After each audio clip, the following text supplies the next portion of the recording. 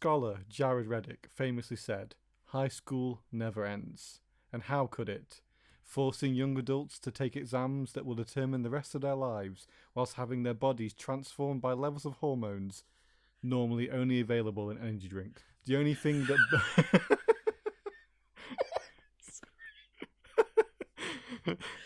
The only thing that binds us all is the shared trauma of having survived high school. But were you the victim or the culprit? Tonight on the Marvelous podcast, we'll see both sides of this as Iron Man from 2013 goes head-to-head with Carrie from 1976 in the battle for cinematic supremacy. Very nice. Very Thank nice. You do like all the hard work, so I put a bit of effort into this bit.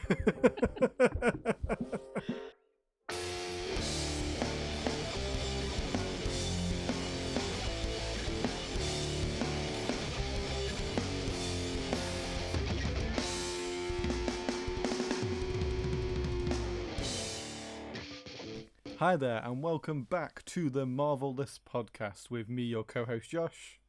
And your other co-host Lauren. Where every month we put the MCU in a battle to the death against the rest of cinema to decide which is better. And tonight, Lauren, what films will we be covering? Today we're looking at Iron Man 3 from 2013 and Carrie, the original, from 1976. Is that what you said? 76 indeed, yes. but before all that nonsense, how are you, Lauren? I'm really good, thank you. How are you? I'm good, thank you. It's one of those rare Marvelous recordings where neither of us are ill. That's true. The germs are back in my house though, so it won't be long. Yeah. So you have children. I work in the medical field. We're just always surrounded by it, aren't we? Yeah. Unavoidable. Well, I go to the office one day a week, and then like my boss, he was like, he's American, and he came in and he sounded all stuffed up, and I was like, "Are you ill?" And he's like, "I don't get sick." Like an American accent. I was like, "Yeah, but you don't sound very well." He's like, "Well, I had a cough last week, but I'm fine. I don't get sick." I was like, "Cool, can't wait to get this germs." Yeah. Just has the thought of maybe doing a COVID test crossed your mind? No, he's alright, bless him. Yeah. Other than the fact he's got no sense of taste or smell and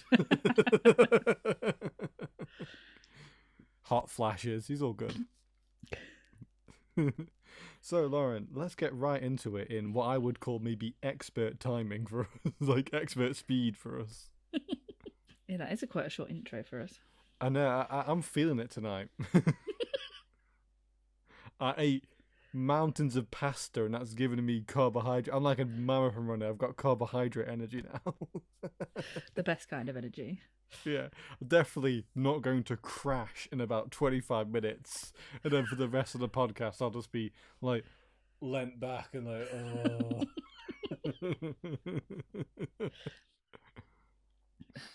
Oh dear. So, Lauren, had you seen Iron Man 3 before?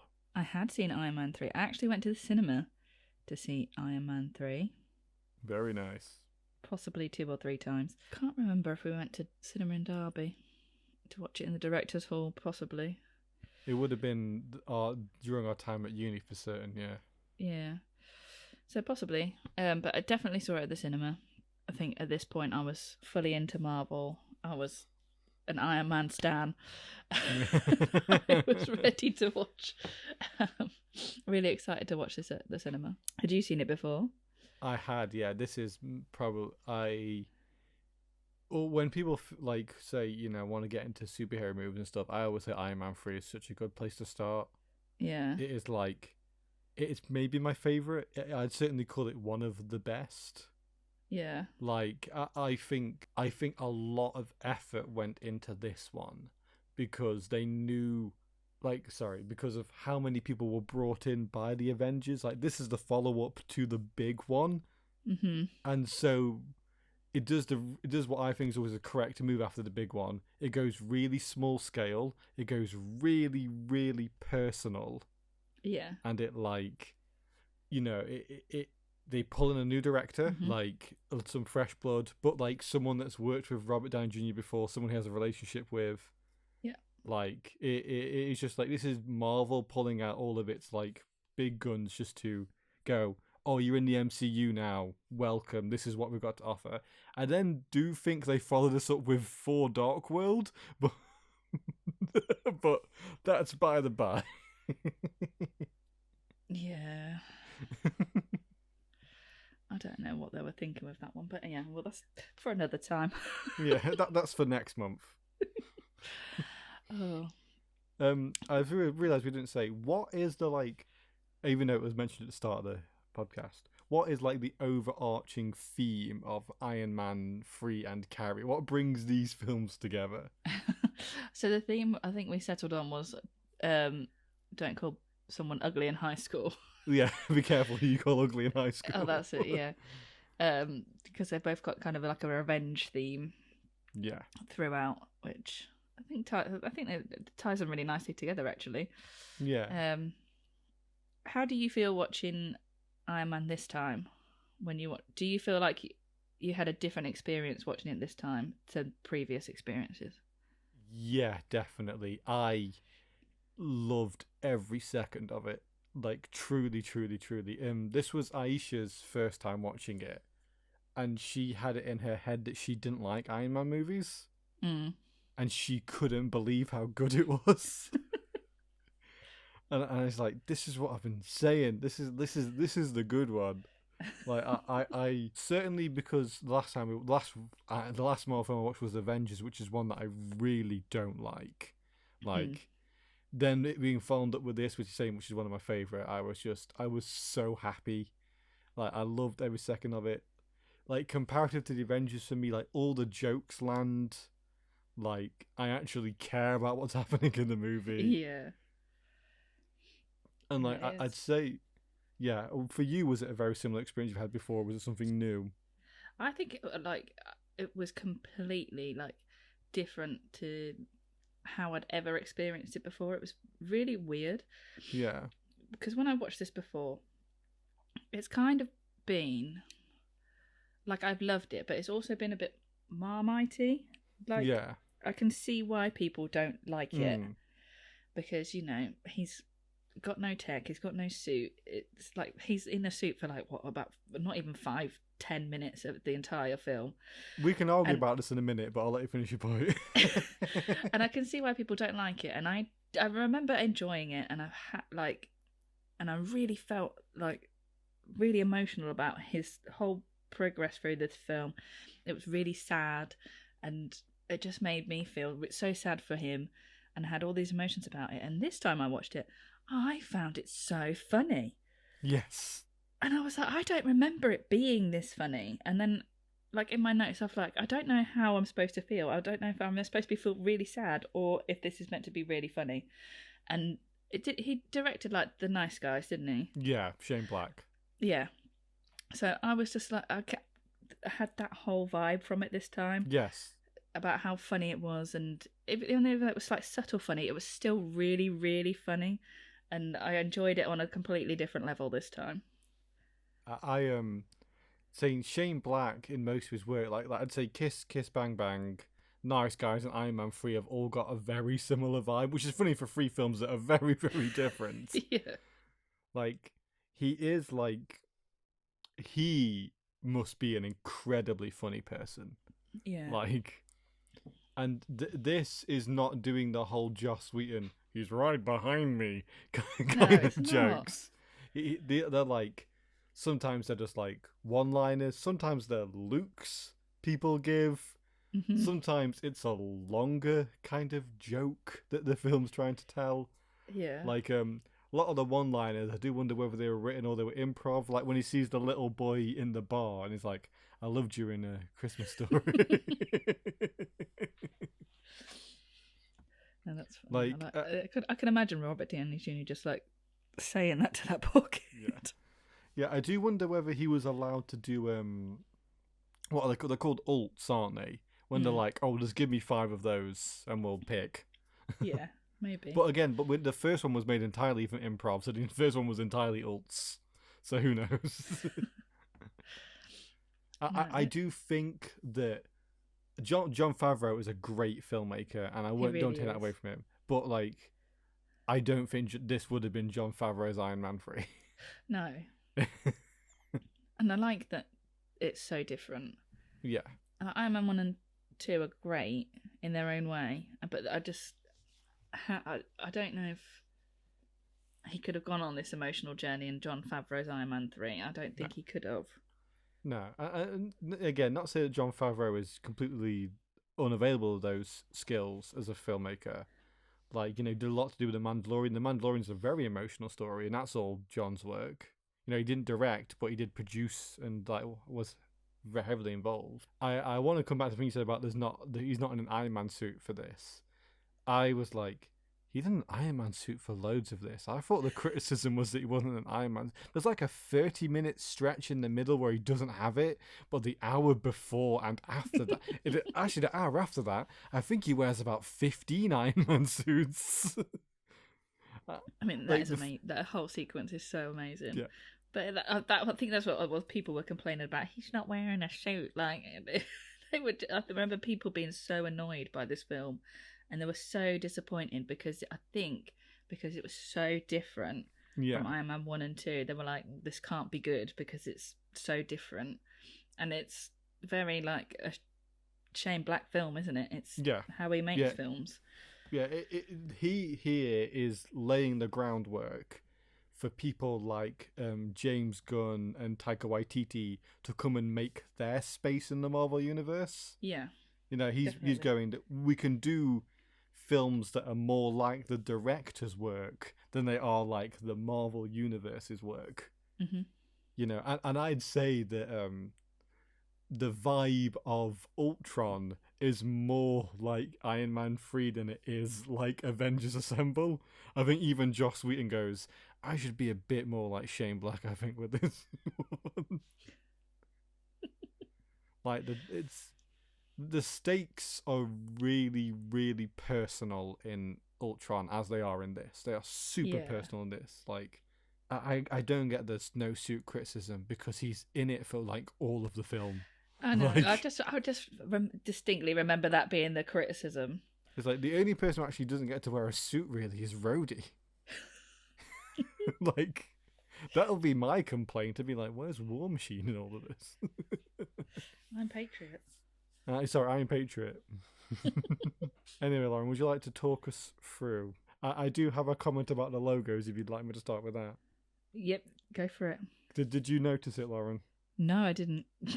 It was the Marvel Studios logo first, and then the Paramount logo. Oh, Paramount's still going. That's really cool.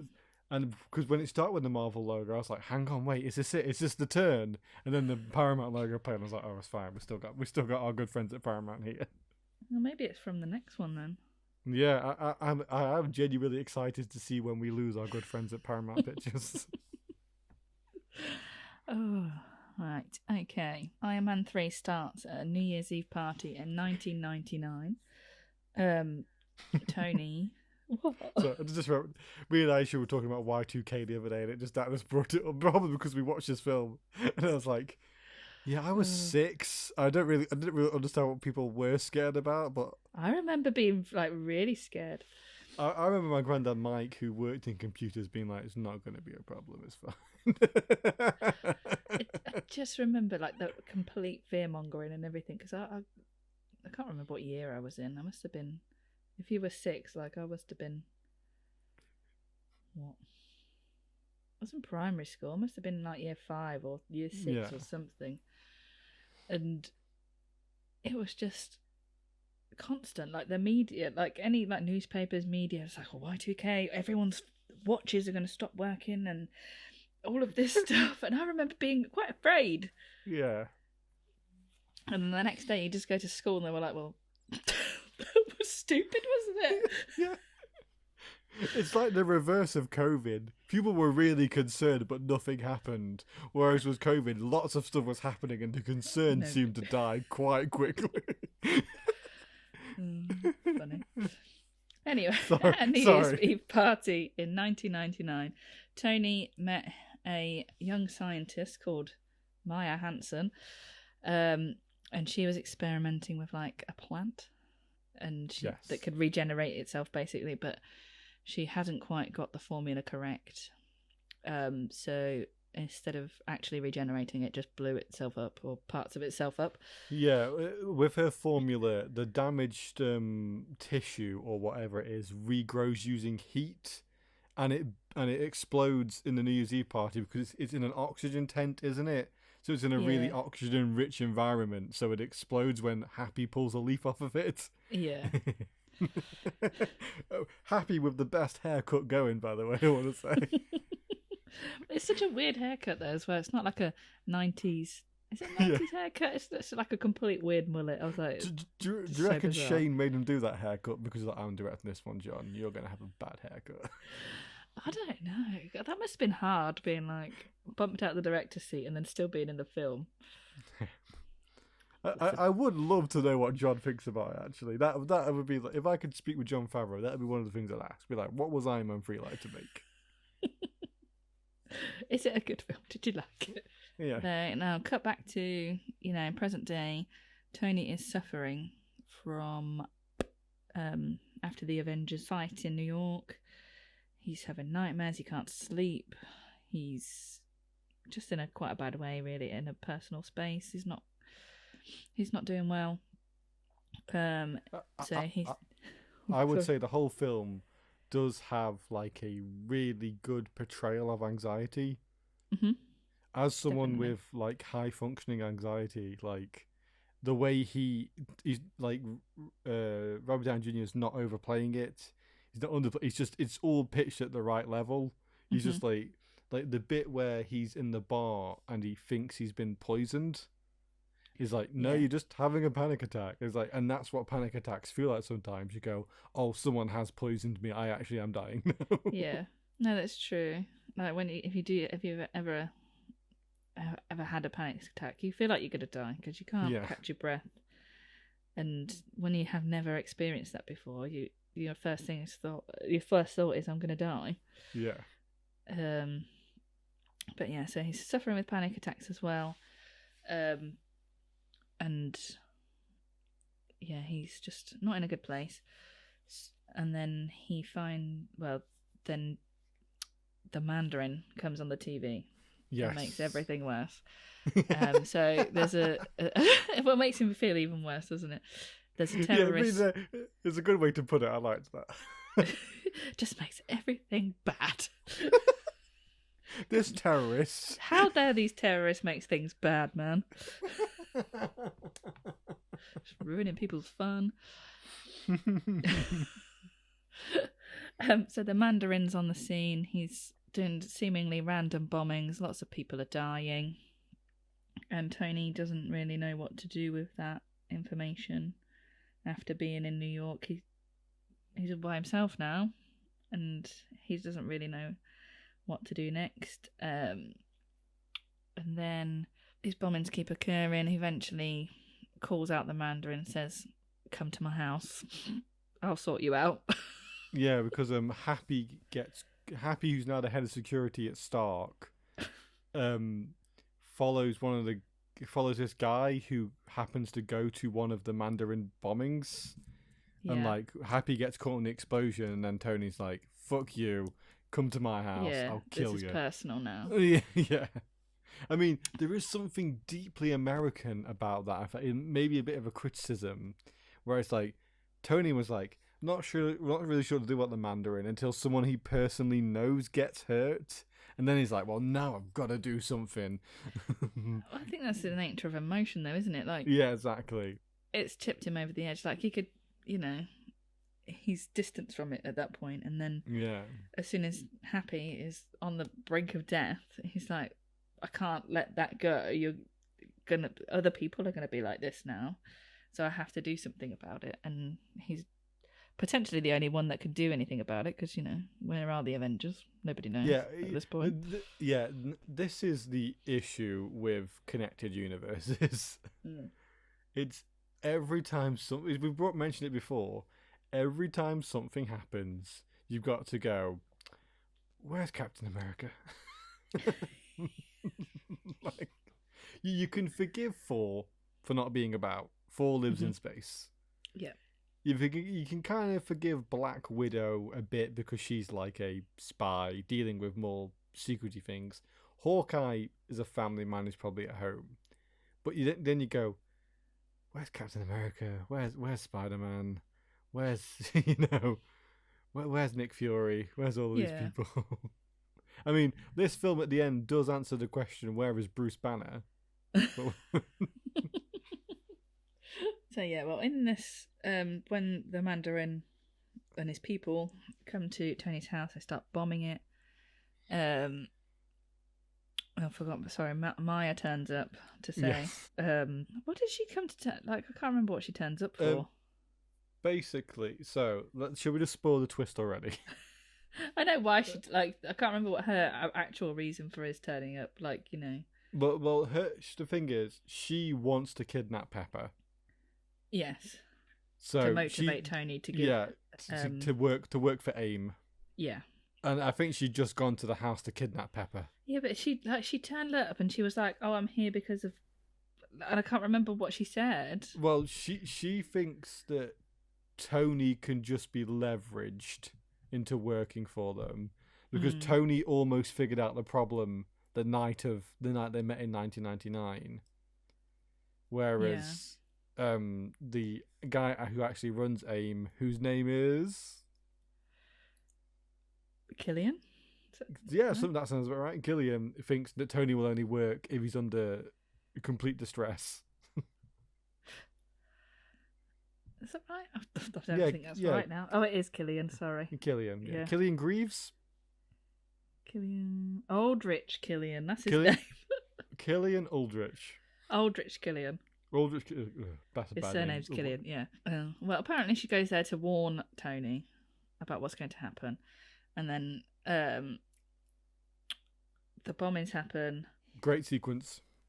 Very, very great sequence. Like the whole of his house just disappears into the ocean. Explain about the 45 suit, Lauren, because the kind of key piece of tech in this film is the Mark 45. Yeah. So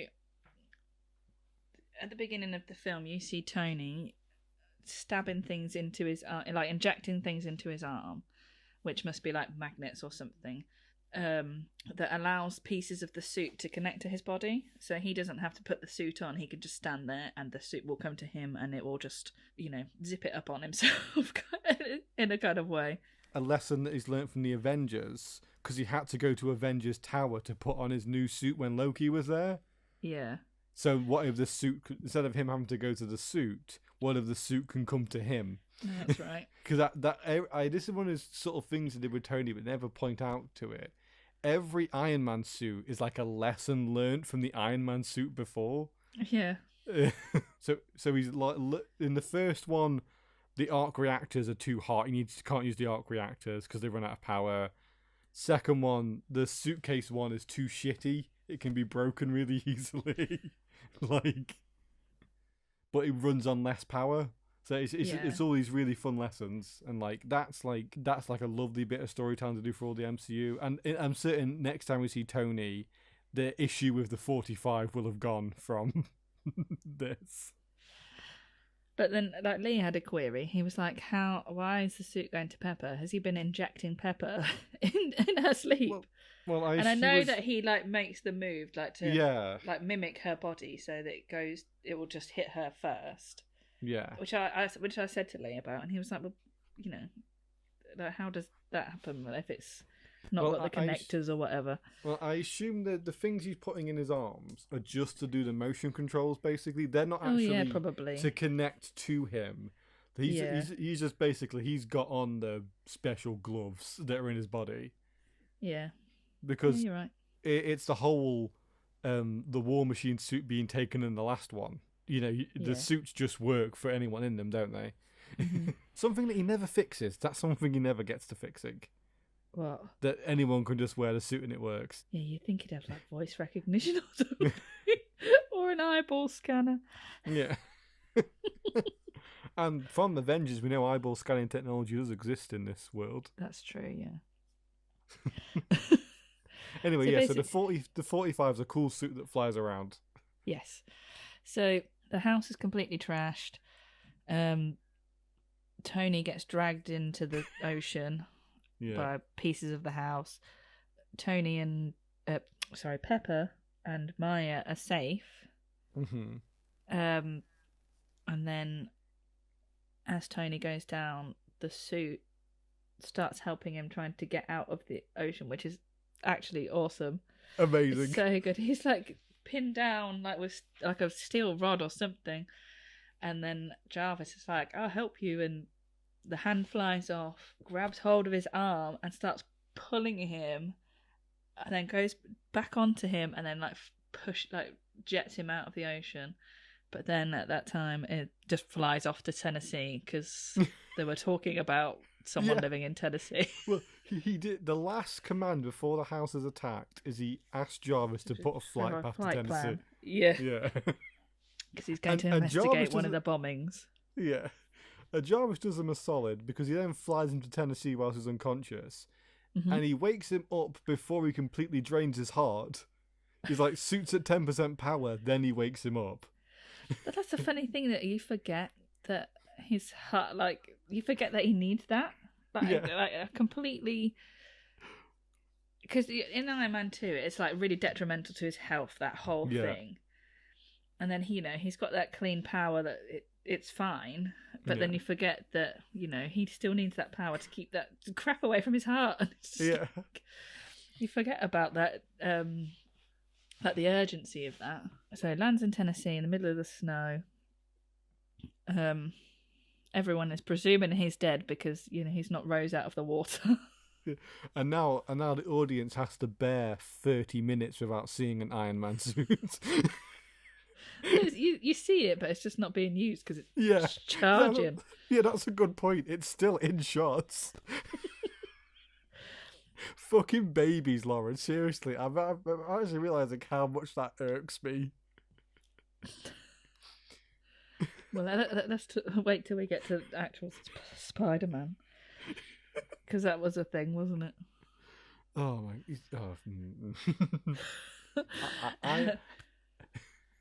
I am. It's okay if a hero does heroic things in different colours. If you take away the suit, Tony, what are you? That was the point of the Avengers. Mm.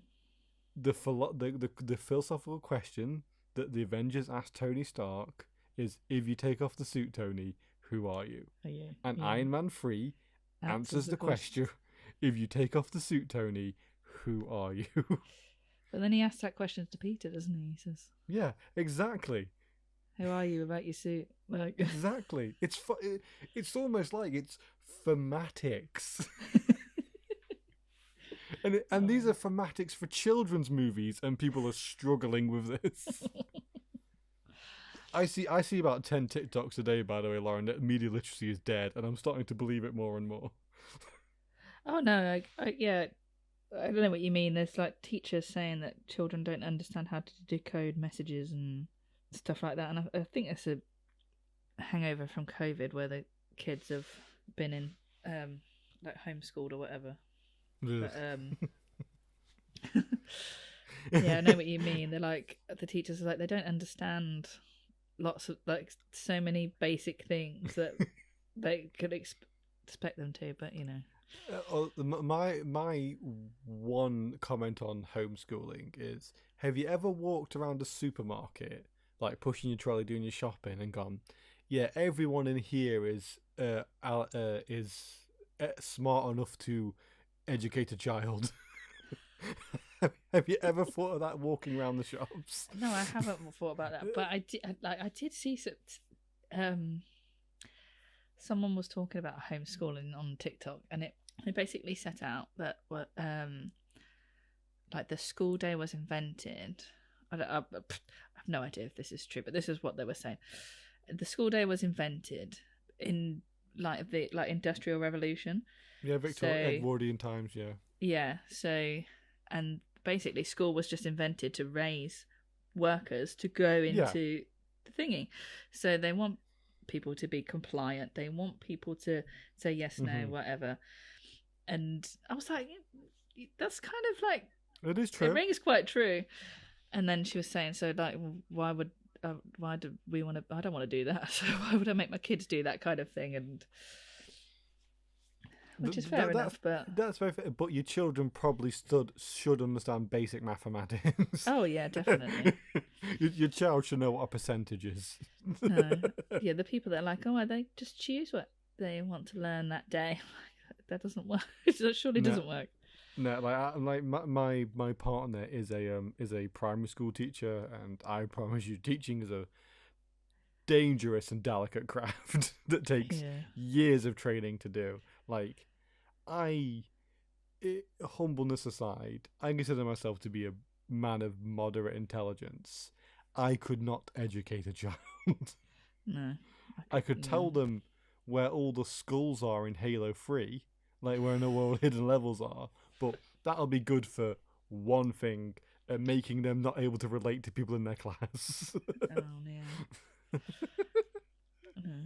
Shout. Anyways, big props to teachers. I couldn't do it. No, like, it's a hard job, and it's super duper unrewarding. Oh. Not for me to say. But I live with one, and some days she comes home, I'm certain she could grab those kids by the ankles and throw them into the ceiling fan if she got a chance. Yeah, I bet. Like, I don't really have any dealings with kids apart from my own, but like some kid threw Elliot's lunch in a toilet, like his whole lunchbox, and I was like, what kind of an asshole child would do that? You were like, turn on the ceiling fan. I was, until I found out who the mum was, and I was like, I'm not dealing with her. She'll throw you into the ceiling fan. It's alright, Lee said, he's like, I'm not scared of her, I'll have a word. I do that about Aisha all the time. That's the scary adult, Aisha. You talk to them. She gets to look after babies all home, then come home and look after the big baby. Me. Oh, anyway, Iron Man 3. Iron Man 3. So he's landed in Tennessee.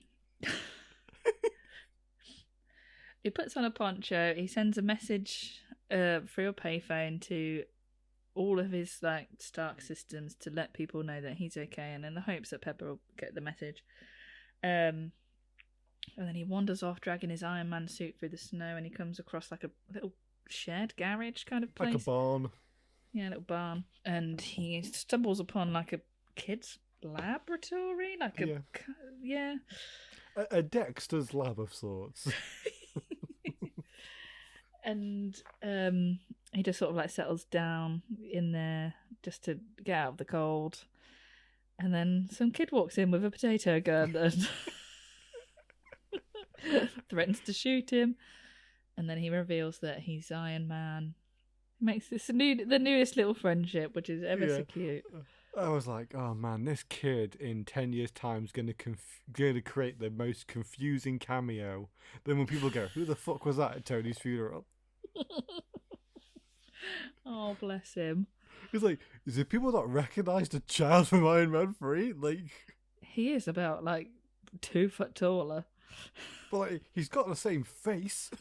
Well, yeah. And I think they give him the same haircut as well. I do love that about movie characters, how in movies people's hair doesn't change throughout all their life. You got to know who they are. Yeah. It's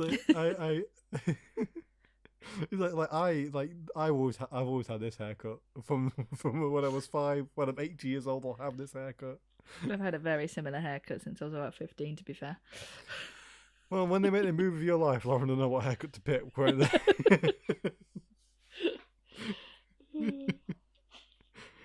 So he meets this cool kid. Do you like this kid? Or do you think he's annoying? I like him. It starts off annoying, but I like how their friendship begins to blossom, and I like how it quickly turns not into like necessarily a father kind of role, but it's like a role model kind of role. Yeah. And it sets him up for when he meets Peter. Yeah. again, this film just laying groundwork for later on. Like, Yeah, which I think is really nice because I think he cares for this kid, and you don't really see him care for anybody apart from Pepper. And like him caring for Pepper took him a long time to do, and like it's obvious, it's just showing that change in character. Like he almost immediately cares for this kid and his well-being, kind of thing. I think he sees a lot of himself in him, doesn't he? Yeah, it's just like a little mini Tony. He's arrogant, hasn't got a good relationship with his dad, and he's good at building stuff. Yeah, perfect. Actual mini Tony. Yeah. Oh. Have we talked about Killian yet, by the way? No, we haven't mentioned him.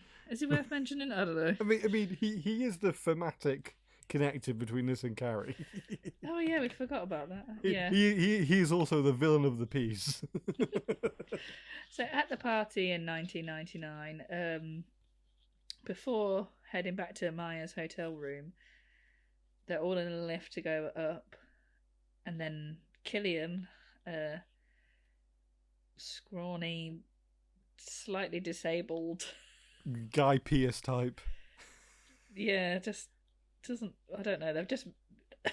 It's weird how they made him look really ugly on purpose. They've dweebified him. We can safely say they He's shot like a him with the massive dweeb nerd. ray. His teeth are like sticking out. He's got glasses, obviously, because ugly people have glasses. Sorry, me and Josh. Ugly people have big teeth and glasses and weird hair. He had like really long, thin hair, didn't he? And like it was, you could tell he was like balding, and he had like a walking stick because he had some sort of issues. Luckily, I'm 6'5" and I have to deal with being weird looking. I heard you say that you were 6 foot for a long time. I forgot you were 6 foot. It's because we're always sat. Anyway, basically, Killian is really interested in Maya's work. He's been following around like a weird stalker person. And Tony is just like, don't talk to him. No, Tony's like, oh yeah, I'll meet you on the roof at midnight, okay? Me and you, we're going to have a great relationship. Yeah, doesn't he send everybody in the lift and then he waits? Yes. It's he said, I'm titillated. Yes. The thought of working with you.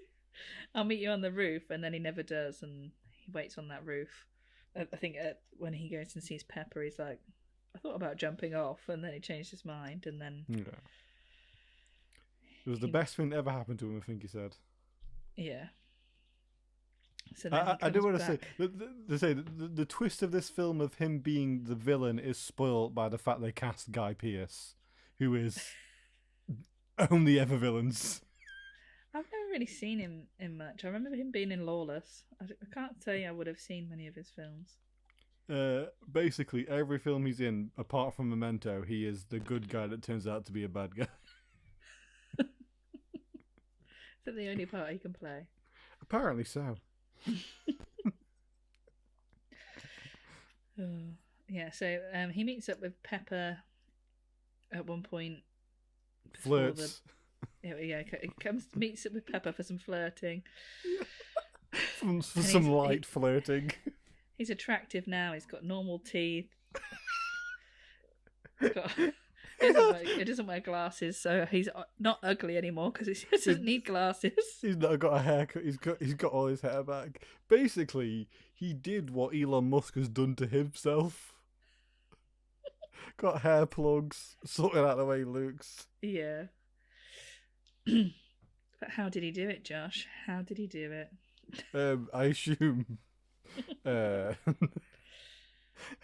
assume a trick to turkey. Is that when people go to get their hair plugged? Yeah, turkey teeth and hair. He's got turkey teeth and hair.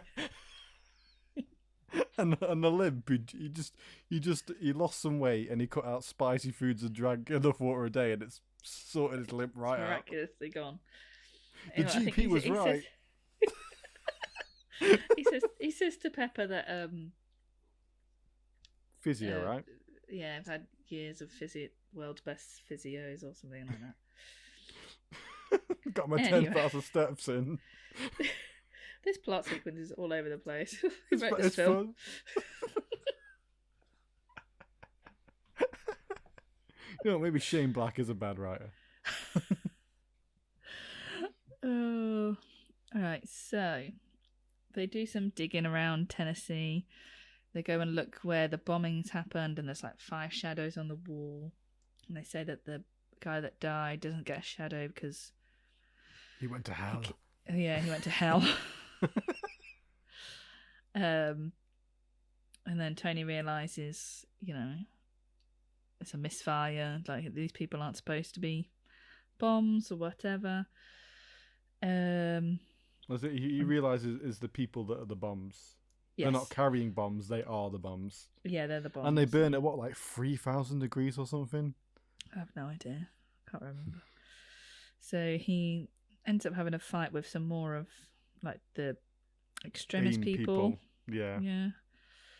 So all these people are like regenerating and setting things on fire. And then he has a couple of them like chase after him. They like throw down a water tower. Really good sequence.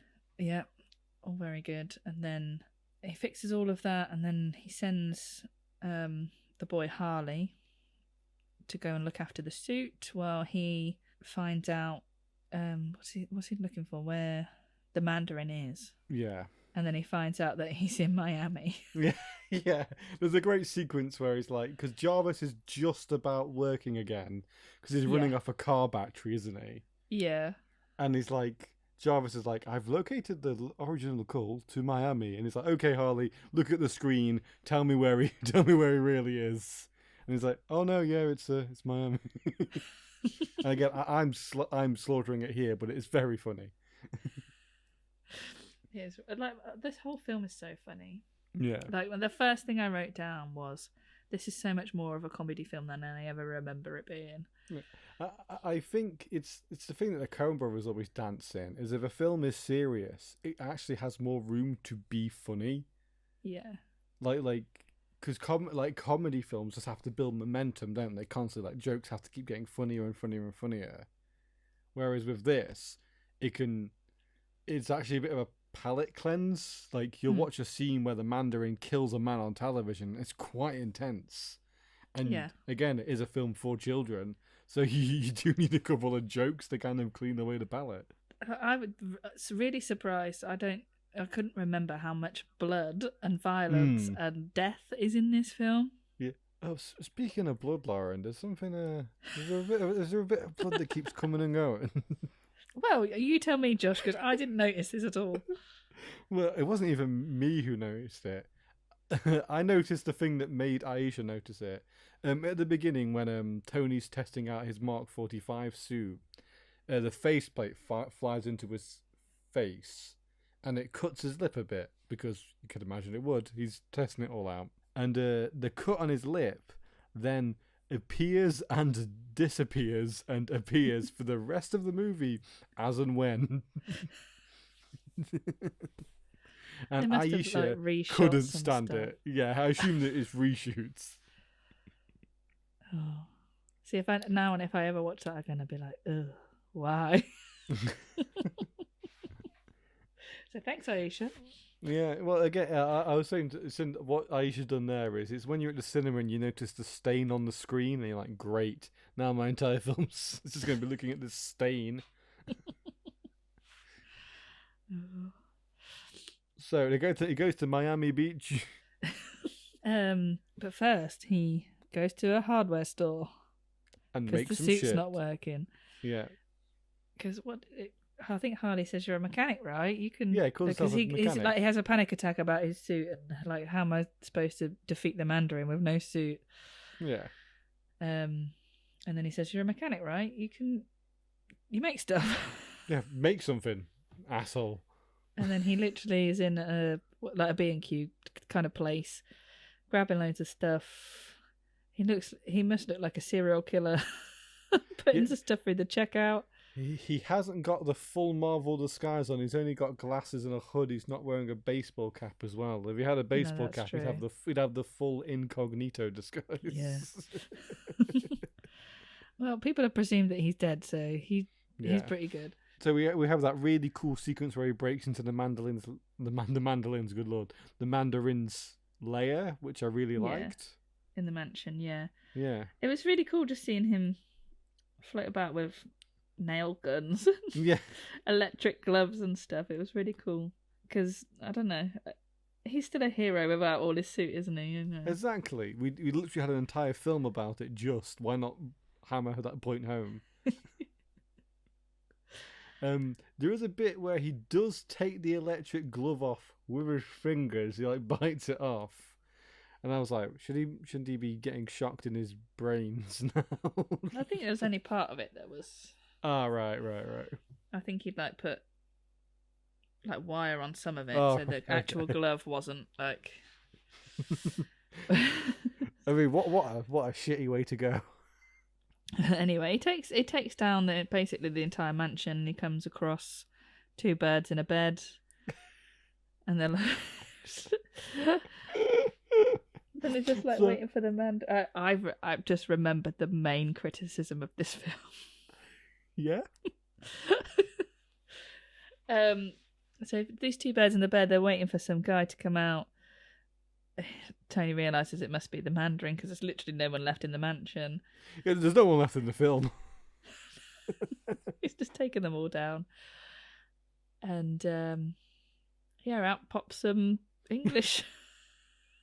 Some drunk English man.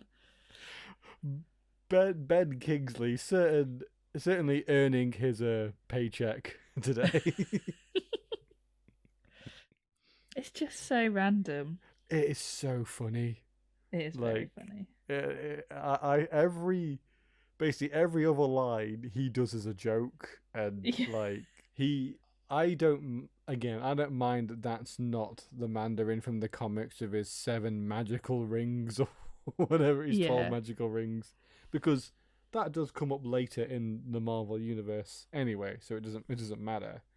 But like, that is a very modernistic take on that. That is an American pretending to be a foreigner so people believe that he is a terrorist. That is a very succinct point that this film is making. That if that was just a British guy with an accent, doesn't work. But because he's surrounded by this like mysticism of being a foreigner, people are like, oh, he must be scary. He must be, he must be dealt with. Like, it's not clever satire. No. Which is not an insult to it. Again, it's a film for children. Like, it doesn't have to be clever satire. It's just, that's what it's satirizing. It's making a point about how, especially Americans, view foreigners. Yeah. Well, that's the thing, though, isn't it? Like, in any generally American film, the enemies are British or foreign. It's never generally like another American person. No. Or is it a British person doing a really poor American or German accent? I don't know. I don't know what that accent was meant to be. It doesn't sound anywhere in the world, really. Well, I think that's one of the point, wasn't it? It was meant to be like he's from everywhere and nowhere, isn't he? Yeah, it's like a world accent. Yeah. Fortune cookies. America.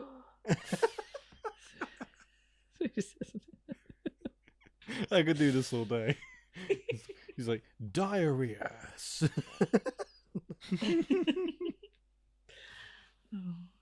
Yeah. And that whole that's so funny, that sequence. Like, Tony's reaction to that, he's just like, I've just risked my life for this. Yeah. You can just see it's on his face. He's like, what the hell have I just done? He's just like, what?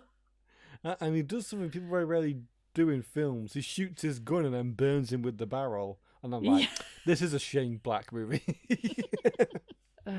He's explaining to him, and then he falls asleep, and then he wakes back up and continues explaining. And he's also watching the footy at the same time. Oh, yeah, and cheering for like West Ham or something. Yeah. It's just mad. And then so then he figures out Killian, the bad guy of the film, is the bad guy of the film. Yes. This comes as a shock to, I assume, nobody.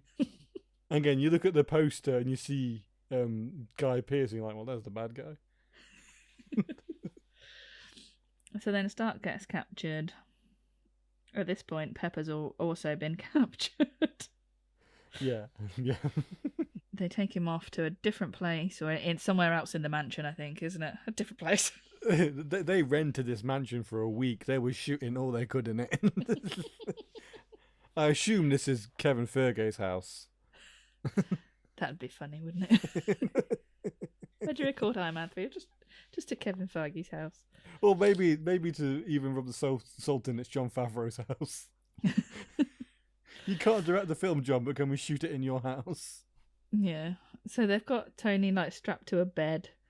Yes. They upright. it's an upright bed, metal bed, stood up. And they're like, Maya's like, oh, we need you to fix the formula, blah blah blah blah, And then Killian comes in. It's like, well, this will motivate you. We've injected Pepper with the serum, and she's like screaming in pain on a TV screen. Yeah. And then I think they have a bit of an argument, and Maya's like, you need me for this, and then he just ends up killing her. Very kind of him. Yeah. And then it's like, well, she's done all the work, so I just need Tony to finish it off, basically. And then we get another great sequence with Tony's Iron Man armor. Him waiting for that armor just to turn up. He's like... Yes, he keeps like basically doing jazz hands. Yeah. Because he's got a Dora the Explorer watch with a timer to tell him when the suit is fully charged. Yeah, so it starts beeping, and he's like, great. But then he's like, oh, how many miles is it from Tennessee to Miami? Yeah. And then I can't remember what the man said. Well, one of the goons knows, and it's a funny joke. Because he's just like reeled that off. Yeah, it's like, is that thing where there's humour in giving a pointless character just like a glimpse into like an incredibly deep life, that like this guy, for some reason in his life, just knows the distance between places. Bizarre. We should go on Jeopardy. Maybe it'll come up. Although this guy's not going on Jeopardy anytime soon, Lauren, because what happens? Oh, Tony kills him. Yeah. The suit turns up through a window. Well, bits of it turn up, don't they? That's the fun part. Like, I can't remember what bits turn up. He gets an arm, he gets a hand and a leg. Yeah. Because the rest of it's stuck in the shed. And it's like trying to get out. This film is so good. Like, so many bits of it are so funny, so brilliant. Like, I think near enough in nearly every Iron Man sequence, like anything to do with the suit, it's just like near enough perfect. Yeah, I'd say this film, the suit for the first time, I feel like is its own character. Like 45 is a character. Yeah. And like at the beginning, there's a bit where Tony's like remote controlling the suit, yes. And then the suit like turns. He's downstairs working out, and he's like trying to do it with Pepper, and then she gets really mad at him, and then Tony's like, "Come on, it's fine," and then the suit's just looking at her like, "It's like, what's your problem?" Yeah. It's just so funny. Yeah, there's like really, really good writing and directing and animation on that suit. It only looks fake in like 2 shots in the whole thing, which is really impressive. I can't say that there's at any point that I thought it was really bad. The bit where what's the female scientist called, Lauren? I'm being a misogynist over here. When Maya turns up, Tony steps out of the suit, and that looks a little fake. Yeah. But maybe. But yeah, for the rest of it, I really couldn't complain. Like, I like how for the rest of this sequence as well, when he's got the full suit on, he's got a car battery attached to it as he's carrying a car battery around with him. So yeah, then he escapes. He finds. I keep wanting to call him Bucky. it's not Bucky. That Killian's gonna get the president, try and kill him on the Air Force One plane. They go up there. The plane sequence again is just. I'd say that like the set pieces from, like the house getting blown up to the end of the movie. Every set piece is fantastic.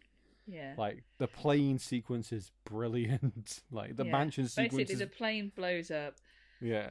People are falling out of the sky, and Iron Man has to catch all these people. Yes. And they're all like holding hands, trying to grab each other while they're like skydiving, basically.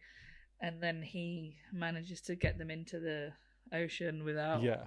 He manages to decelerate just before, because he can carry 3 people. Yeah. And there's 11.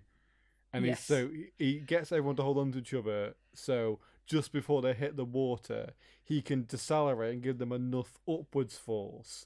So when they hit the water at a slower speed, which I actually think would work. Yeah, I think it would. Yeah. Like he's completely stopped the downward force. Yeah. Of them falling into the water. So like he's just like plopping them in instead of like literally slamming them in. Yeah. It's not like when Superman catches Lois Lane from a falling building and his arm should slice her into bits. It's like she's falling at eternal velocity. He's the Man of Steel. He's holding his arms out. She should just fall through his arms. It's just been like cheese grated. Yeah. I was just thinking like this, like even if you didn't like Marvel films or you didn't want to watch a Marvel film, this is such a good action film. Like the sequences are so good. Yeah, at its core, this is an action movie. It is it is a kind of a crime thriller, like because there's obviously the whole like espionage thing, which we've kind of talked over. We have no interest in that. But like... Oh no, because the twist is so like obvious to us. Like I think even like at the time it was kind of like everyone was so disappointed in this twist. Do you think Elliot would fall for it? Yes. Yeah. Okay. So again, it's a film for children. Elliot would I think he'd be like, oh my god. But she'd be like, is that Ben Kingsley from Gandhi? And you're like, Elliot, where did you see Gandhi? No, I'd be like, and is that Ben Kingsley from Thunderbirds? That's where I know him from. Is that Ben Kingsley from Shang-Chi? He's like, what a weird way to reference Elliot. Come on, man. Shang-Chi? Yeah, he's in Shang-Chi. He is in Shang-Chi. Yeah, where he plays the Mandarin. Oh, I completely forgot about that. Because the actual Mandarin comes to get him, doesn't he? Yeah. Because that's Shang-Chi's father. Yeah, I know. When you said about the Mandarin earlier, I was like, oh, that's Shang-Chi's dad. But I completely forgot about Trevor. Yeah. The other Mandarin being in the film. But that's basically I don't know whether that's their original plan, but that is kind of not their apology, but they're being like, no, the Mandarin does exist. Like, we understand this is cultural appropriation. Even Trevor does as well a bit. Yeah. like everyone knows what none of this is. I think the important thing to remember is that this bad guy who's pretending to be a foreigner is a villain. At no point is the film going, this guy's cool, no one should try and be like him. He's the villain of the piece. Anyway, so Tony saves all these president people. He flies off. He's done a great job. Yeah. Then what happens, Lauren? The president's in Iron Patriot suit. And he gets taken to be killed on TV. I think that's what they plan to do. Tony calls the vice president. It's like, this has happened. President's blah, blah, blah. And the vice president's like, okay, I'll sort it out. And then just doesn't do it because he's got a disabled daughter and he's hoping that extremists will fix her. Yeah, he's thinking, again, 10,000 steps, 2.5 litres of water a day. She'll grow her leg back, will she? She'll sort it right out. Just giving everyone every bit of GP advice you'll ever experience. But I liked that whole sequence with the plane. Yes. Where you find out that Tony was never in that suit. Oh, how does that happen, Lauren? How does that happen? His suit gets hit by a lorry. And you're like... And then it's like, oh, it's just fallen to pieces. There's nobody in it. Which is so funny. Yeah, that's a good bait and switch. That's a really good bait and But switch. there's a lot of bait and switch in this film. Yeah. That happens a few times because even in the beginning, like you think he's in that suit with Pepper and he's not. Yeah, so the film has laid the groundwork for that, which is Yeah. really clever. Yeah, so basically they do the Batman two boats thing, where it's like you can either save, not two boats, you can either save Two-Face or the woman, and Iron Man's like, oh, I'll just save both of them, but I'll do it simultaneously. Because like you can either save Pepper or the people on the president's plane. It's like, I'll just do both. Yeah. For once and for all, proving that Iron Man is better than Batman. Everyone's better than Batman. I consider myself to be like a mixture of a Batman and Spider-Man. I have no superpowers and I have no money.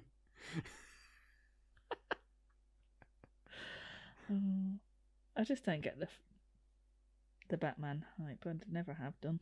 Because he's Batman. Batman. And I'm wearing hockey boots. I do stand by like Lego Batman being the best Batman movie. I think we've watched that. We should get Elliot to watch it. It is very funny and like it understands the like this whole like Batman being serious and broody. It's like such a simplistic reading. Yeah. It's a simplistic reading of the character. Yeah.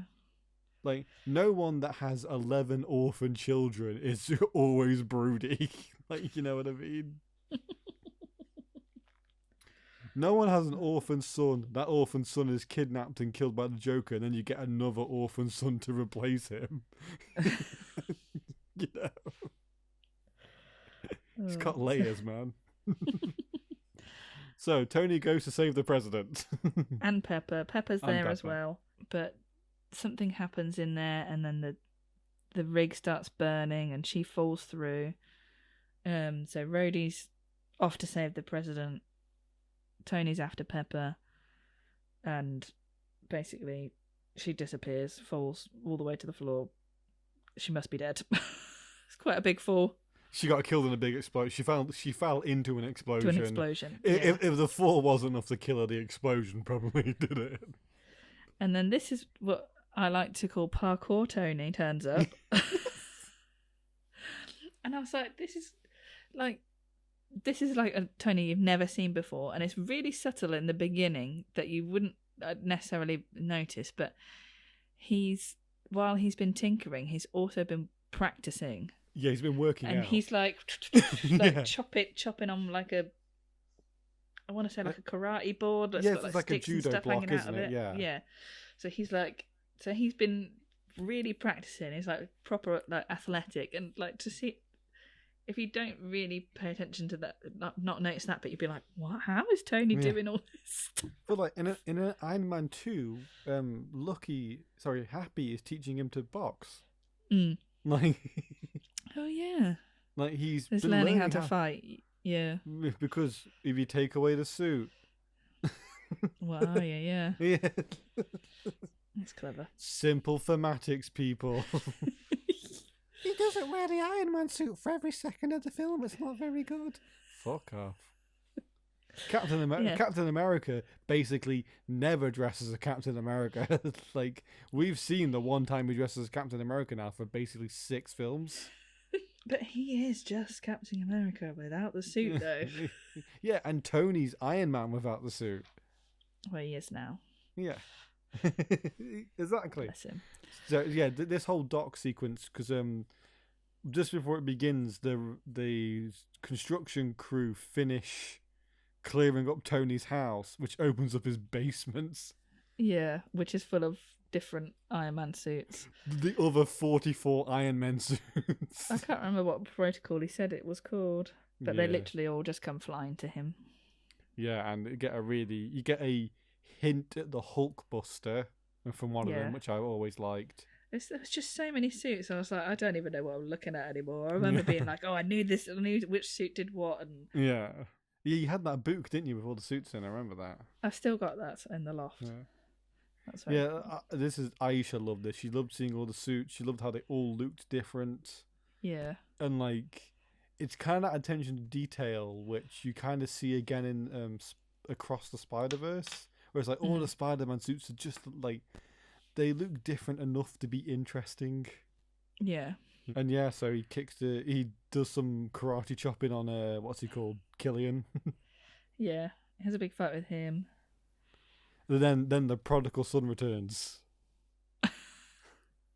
The best suit. The best, number 45. And then what does he do? He puts the suit on Killian, doesn't he? Yeah, and blows it up. Yeah. And then he blows up all the other suits as well. Yeah. And it turns out Pepper's all right as well, because she did have the can't die drug, so the fall. Yeah. So she didn't die, and then she fires a small torpedo at Killian to blow him up even more. Yes, she does. I totally forgot about that. She kicks it, doesn't she? She's just like kicks it at him, to make sure he's really, really dead.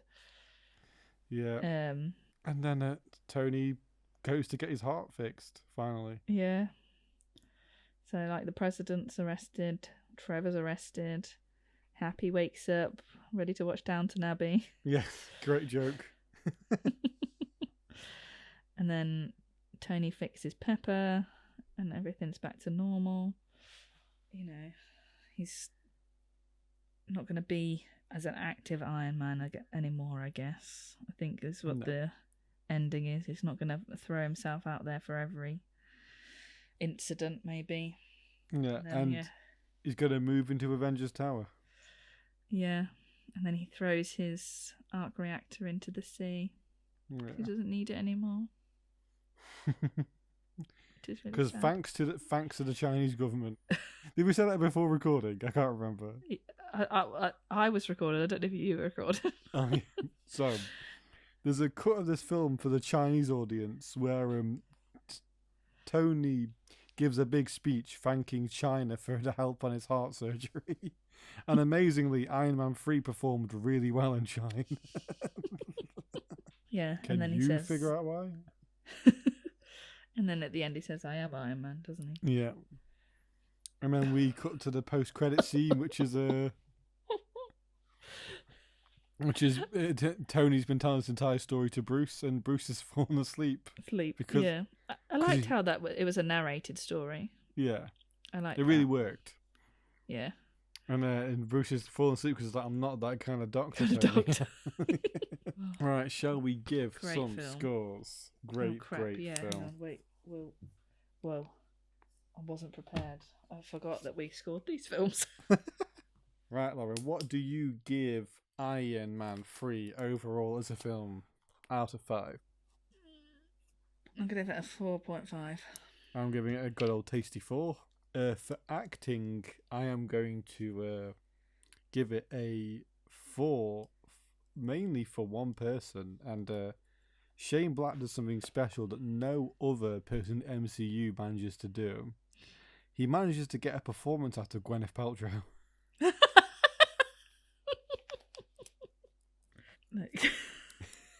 Would you agree or disagree with that statement, Lauren? No, she does have a performance in this, and I don't know if that's because her character has to do more. Yeah, anything. But, yeah, I don't know. I'm gonna give it a 4.5, just because, you know. Yeah, I have a funny feeling who's gonna win this episode, but we'll see. Cinematography, I'm going to give it a 3. I was gonna say 3. It looked. I think maybe it's just a refreshing thing of watching the Avengers, which looked like a TV show. This did look like a movie. Yeah, it does look really good. Yeah, it's got a really. I know it's a bit cheesy and but this has got a really nice blue color palette. I find it's not blue and orange; it's just blue, and I really, really liked that. But the whole thing is very good. But there's no shots that I can't remember a shot where I was like, "Oh my god, look at that shot! That was so amazing." I remember sequences, but not shots. Yeah. And for that's why I can only give the editing a 3 as well. Again, it was paced really well, but I couldn't think of a really good bit of editing. I'm going to give it a 3.5. I think I like the there's a lot of different time things happening in different places. It was paced really well. wasn't sluggish at all in anywhere. And when there's a lot that and there's lots of backstory and explaining and stuff like that. And I'll give it a 3.5, I think. And I think like all the action sequences are edited really well as well. So it doesn't get doesn't get confusing, does it? No. Sound, I'm going to give it a 2.5 because this is the issue with Marvel films, is that the music's always disinteresting and like there's not even a Food Fighter song to talk about in this one. No, there isn't. I'm just going to give it a 3. Just me. 3. 3. I don't know. And then costume, good lord, I love those Iron Man suits. Yeah. So I'm going to have to give it a 4. Yeah, same. 4 for me too. And it's nice to see casual Tony, which I really liked. And at the end, I was like, oh my god, he's not wearing them stupid trousers. Yes. He was wearing jeans. But they were almost kind of stupid jeans. But they were like... please see our previous episodes about Tony Stark for the saga of Tony Stark's awful shoes and trousers to hide the fact that Robert Downey Jr. is about 5'7". Okay, so for me, Iron Man 3 gets a 20.5. Okay, and for me, Iron Man 3 gets a 22.5. Very nice. Up next, Carrie. Carrie from 1976, directed by Brian De Palma. The man, the myth, the legend, the guy that made some Mission Impossible movies. Did he? Yes. No way. Yeah, that most people will know him from that. Oh, wow. Yeah. Had you seen Carrie before, Lauren? No. No. Well, I've seen the new one. The new one, yes. Is it like 2004 or I don't know when it was? 2013, I think, maybe. Same as Iron Man. Oh, okay. Yeah. I'm just guessing. It could have been any time. No idea. And then I've seen some kind of like parody of it that the Foo Fighters had done. So I knew like the sequence exactly, kind of what happened at the end and stuff. So that was kind of like spoilt for me. So I kind of could only hazard to guess of what had caused all of that kind of thing. But yeah, have you seen it before? I had not, and I think again, knowing the kind of vibe of the film, I'd say Carrie is one of those films that is so culturally iconic that it's like Planet of the Apes, where you kind of know what's going to happen, like, and I again new sequences, never seen it from start to finish. And the first bit of my summary, by the way, has a very funny point, I think. So, Carrie starts with the MGM logo. Its second appearance on the Marvelous podcast. That surprised me as well. Yeah, he's like, oh man, back when MGM made films, but now they make films again. So, and United Artists as well. So the film starts with a very, very powerful sequence. Is powerful the right word? Well, we see some girls playing volleyball. We see some girls playing volleyball. And we're introduced to Carrie, who's asked not to blow it moments before she blows it. Oh, yeah. And we then I forgot about that bit. I was so shocked by the next bit that I completely forgot about that other bit. The bit where Carrie earns its X rating, as we do a slow motion shot through a girls' locker room in a high school where they're all under 18. Yeah. What the hell? In a framing you could only describe as chest height.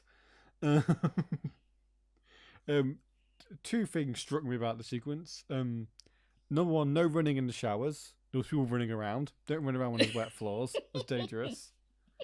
And that was your main takeaway. Yeah, and well, how come no one's hair was frizzy? All that steam, you'd expect someone to get frizzy hair. Also, Lauren, is that what girls' changing rooms are like? I'm not asking No. in a male gazy way, just in a pure like I know what a boys' changing room is like, and it's like that bit in 300 where they're all like kicking each other down that pit. It's horrid. What are the girls' changing rooms like? Well, we never would have been naked in front of each other. I don't think. We were like, 1 second, let me make a note of this. Never would have been. Do they get naked in the? I'm clicking my pen. Sorry, straight into. oh, don't ask me about the new one. I can't remember. Okay, fair enough. I would hazard a guess that they're nowhere near as naked as they were in this one. Cowards. Because I was shocked, and Lee was like, "Aren't all of these girls meant to be underage? Why are we seeing all these naked women?" I mean, totally right. In the reality of the film, yes. Do you want to guess how old Sissy Spacek was when she was starring in this?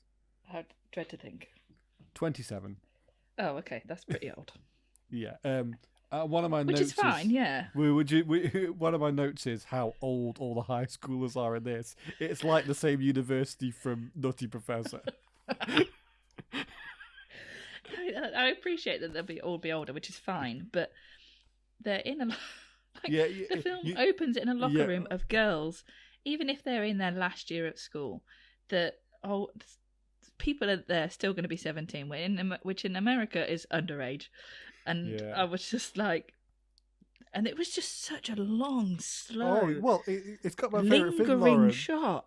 It's the long opening credits at the start of the movie. I was. This probably speaks to me and the kind of person I am. I was more happy to see the long opening credits, and I had like no interest in like the fact there was naked women running around. I was just like, oh man, credits at the start of the film. That's what I like to see. What kind of film? It's going to be a great one. Yeah, I was like, this is probably going to be pretty good, actually. There's credits at the start. And I was like, and again, the most shocking thing was seeing John Travolta's name in the opening credits. I was like, John Travolta? I didn't even realise. I didn't even see his name until about 3/4 of the way through. And I was like, Lee, is that John Travolta? I was like, what? Where have you been? Okay, so we then, after this, we see... Carrie showering, who we know is a freak because she's got an outie belly button, and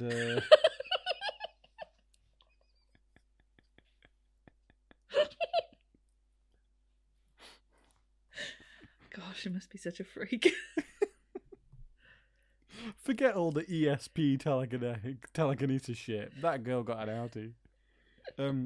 And then something happens that makes me realise that I, the man of the duo, probably shouldn't be the person describing what happens in Carrie. A film that is ostensibly about periods. I mean, I knew it was about periods. I just didn't realise how much about periods it was. I don't know. The whole film to me was like, if you're a woman, you're basically the devil. Yeah. It's but terrible. Isn't that basically what Barbie's about? Well, true. It's got a similar stance that like women can never win. Like women hate women, like men hate women. What's a woman to do? I don't know. Well, yeah, she's showering, isn't she? And then she gets her. That shot of her showering did not need to be that friggin' long. Honest to God. Well, it's so we could check out whether she had an innie or an outie. I didn't even like see her belly button. I was just like, I had my head in my hand, going, "Why is this necessary?" I'm going to say something that I think this is going to be one of the times it genuinely rings true. They don't make films like this anymore, do they, Lauren? Because it's so unnecessary. Yeah, it was like the opening to a porno. I was like... Yeah.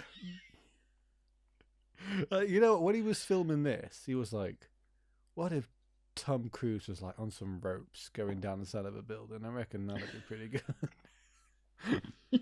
I don't know. Okay, so Carrie gets her first period, and we learn later, but we'll say that Carrie's mother has not told her she's going to have a period. Yeah. So Carrie thinks that she's dying, as I assume anyone would who started bleeding from part of their body. No, yeah, I agree. Like, because you don't know that, it's like, because I was like, what is she doing? Like, Yeah, she has a I very personally violent was like, reaction. she's like screaming. She's got like her period blood all over her hand. She's like screaming at the other girls, like touching them, and rightly so. They are like, "What are you doing? What is wrong with you? You're disgusting." And then the most sickening thing happens. They all start throwing sanitary products at her, and I was thinking, what an absolute waste. They are not cheap. All those pads and tampons, I'm like, they're throwing away hundreds of pounds worth of products here. But for me, it's like the teacher was like shouting at them all and screaming in their faces, and they're just like not even like, acknowledging that she's there. Then she gives Carrie a slap, which is always good teaching.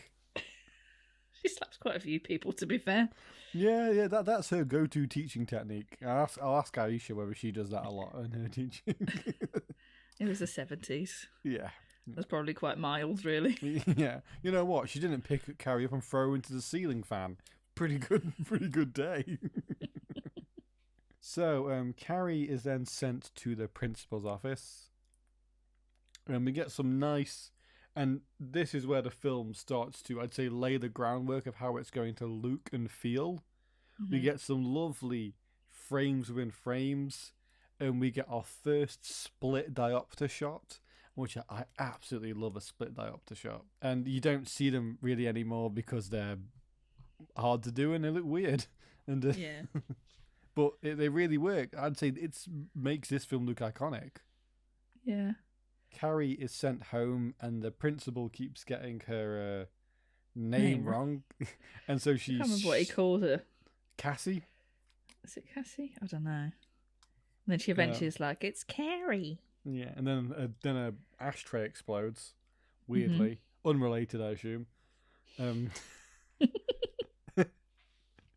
So then Carrie walks home from school. She gets the day off because she's had a traumatic experience. And a boy who should also has gotten a day off school, I guess. Because I'm like, well, why the hell's he not also in school? Doing his paper round. Got the day off. Then he calls her a weirdo, and then weirdly he falls off his bike. Carrie. Yeah, he falls off. Creepy Carrie. And then he falls off his bike for some reason, I assume unrelated. Mystery. Get used to this joke, Lauren. Have you written this down in your notes? Yeah, it just says unrelated every time something weird happens.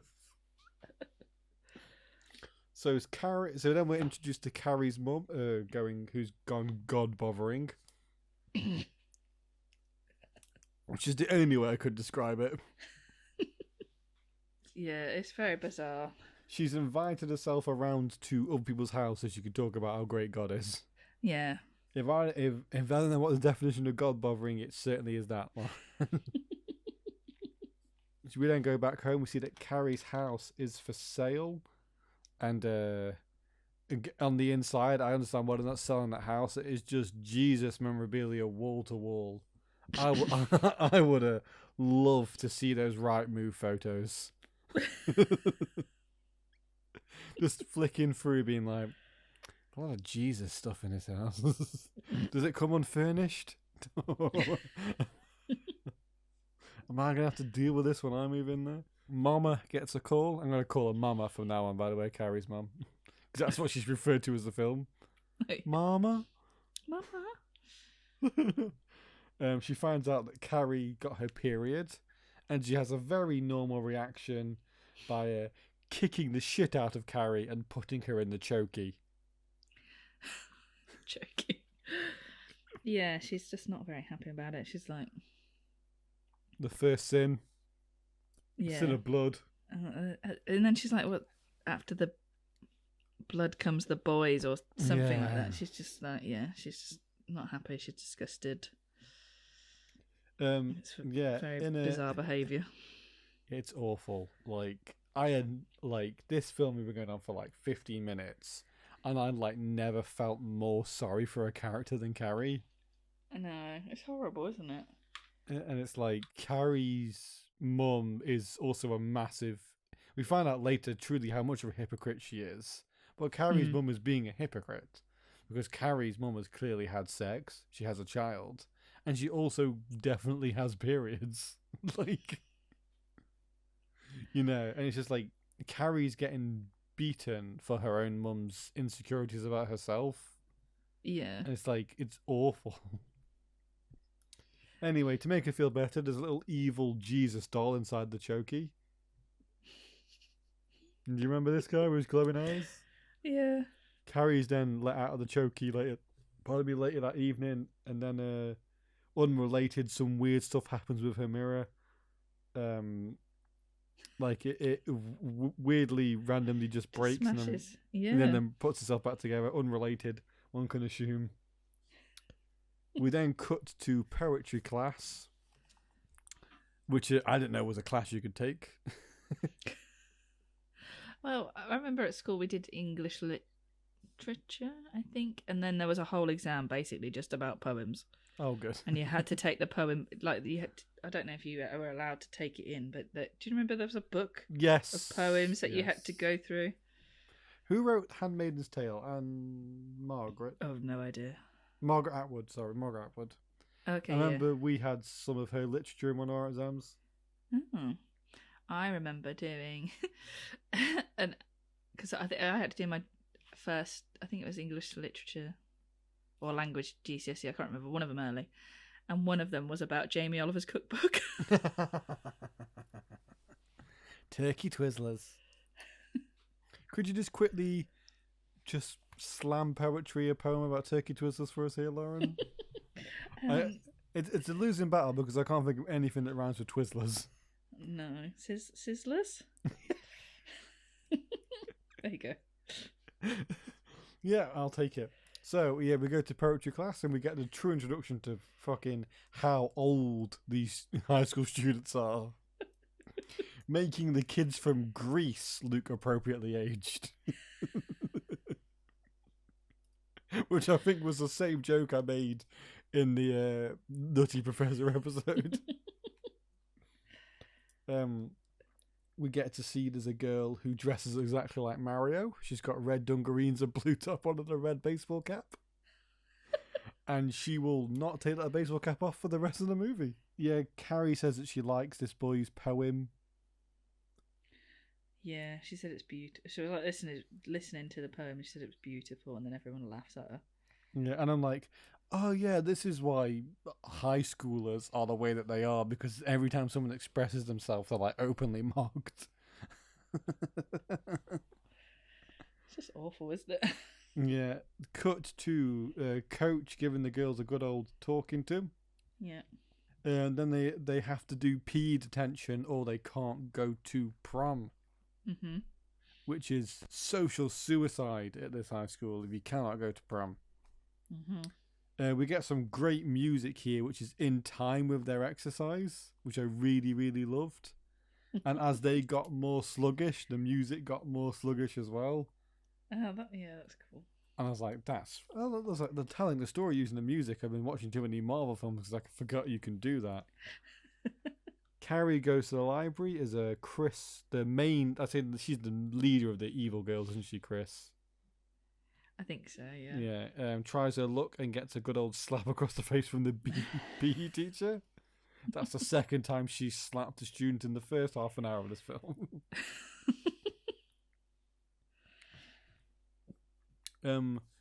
So something happens here, and I'd like to know whether this happened to you. Nora then asks her boyfriend to take Carrie to the prom. Mm-hmm. And at the same time, Chris and Danny from Greece start to hatch a plan to get back at Carrie. Yeah. Even though Carrie's a victim, and they're like, I've got to get back at Carrie. And I thought these two plans were related. I think they are. But there's no way that she would have been nice and said, I think it'd be really nice if you took Carrie to the prom. But we'll come back to this. So, me and you were in the exact same mindset. Yeah. And I believe both of us were wrong.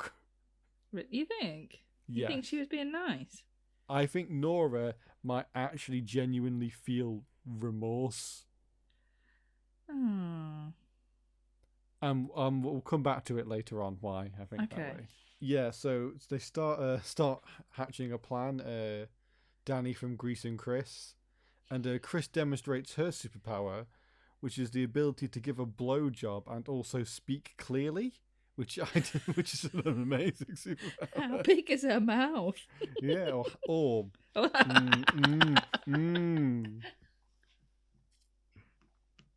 Oh well, oh well, oh well, oh well. Tell me more, tell me more. Did you get it? Yeah. I assume this film happens and he moves to the high school from Greece.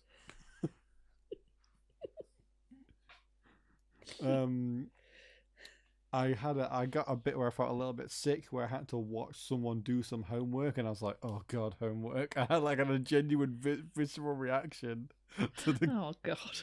to just the concept of having to do homework. So Tommy, who is Nora's boyfriend, the blonde fizzy hair guy from poetry class, I got his name this time, wrote it down here. Asks Carrie to the prom. Prom says, Carrie says nope. Carrie tells the gym teacher that this has happened, and the gym teacher is like, "I'm fucking onto you. What are you doing?" Yeah.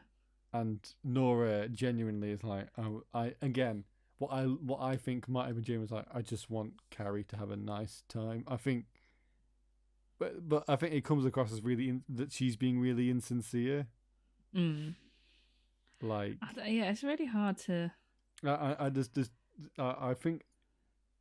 So one thing that makes me think Nora is not involved in this, you don't when Chris's plan is being put in place and things, Nora and Tommy are never there. They're always on their own, aren't they? Yeah, and so Tommy goes to Carrie's house and she basically bullies her into going to the prom with him, saying that he won't leave unless she does. Yeah. And then again, if Tommy was involved in this plan, he would have been involved in the next sequence where the mean kids kill the pig. Yeah. But Tommy's not there. That's John Travolta and the other people. Yeah. And then have an incredibly tense scene where Carrie and Mama have dinner. And Carrie shows Mama her powers. And Carrie's mom's like, "Because you're the devil. It's because you're evil." And maybe she's right, maybe she's wrong. Who knows? So it turns out, Lauren, all this stuff's been happening so far, like the things breaking and popping. It's all been Carrie. Sorry, what? Yeah, I know, right? It was weird. I didn't pick up on that.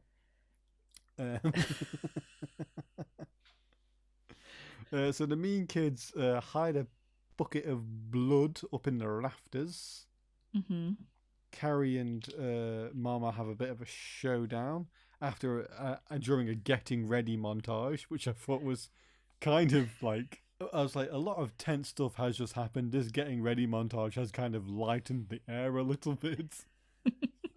Where like Carrie's trying on makeup and all the boys are trying on tuxedos and like, yeah, that was quite funny. The boys trying the tuxedos on.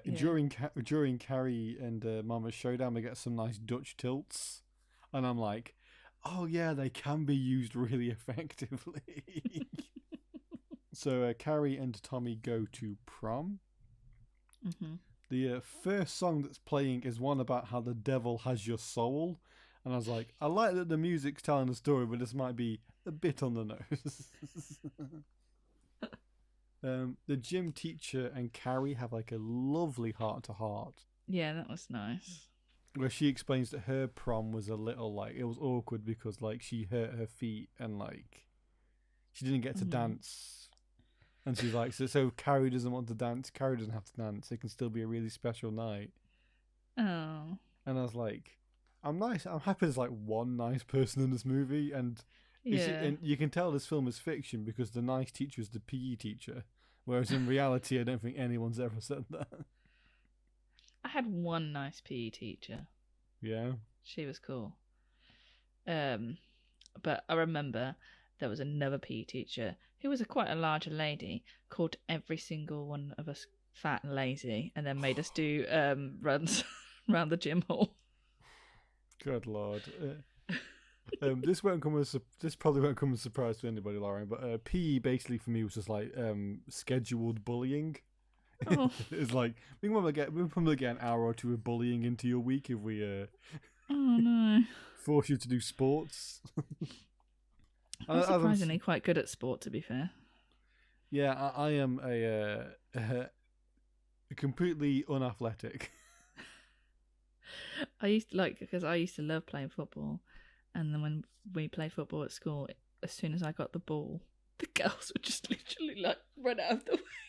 Me run off with the ball. They were like, "Not doing him with that." Good, fucking show 'em, Lauren.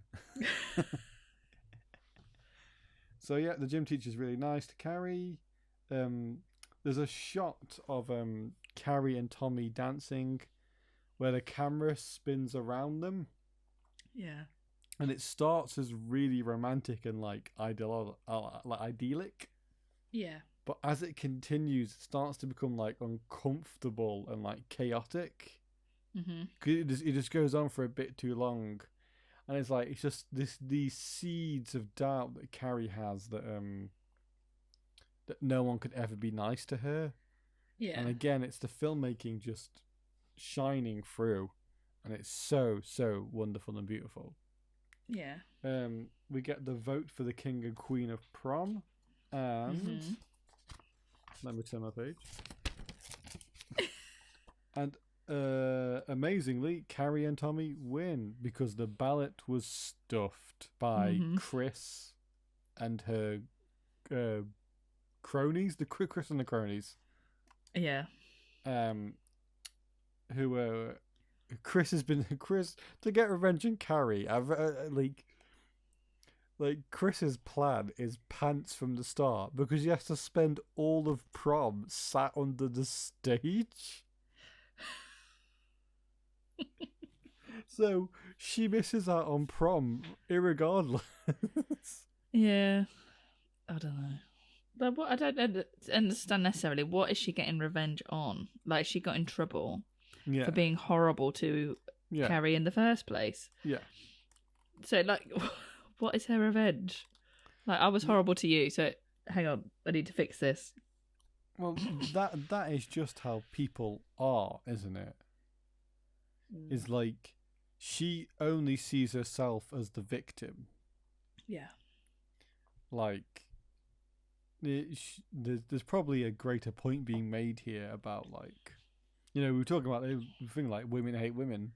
I really don't get what Chris's deal is, like, for a second.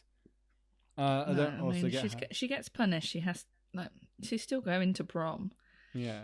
But she's embarrassed that she had to do some PE. Yeah. Like, it's not, I don't understand what her revenge is. Who knows? So we get an amazing wanna from the rope going from under the stage to the bucket of pig blood on the top. Yeah. It's an amazing shot. And saying it was at that point, this is where I was like, oh, I don't think Nora and Tommy were in on this at all. Because when Nora sees the bucket, she's not happy. Yeah. And I also don't think Tommy would agree to be stood next to someone having pig's blood poured on them. No. Like, I was like, oh, wait, was Nora actually just being... Did Nora feel guilty and, like, wanted to do a nice thing? And, like... I don't know. And it felt weird because her and Tommy was so nice, like, got on so nicely. Yeah. He was so nice to her. Even if it was, like, overly nice, it was just nice to see her have that moment with him.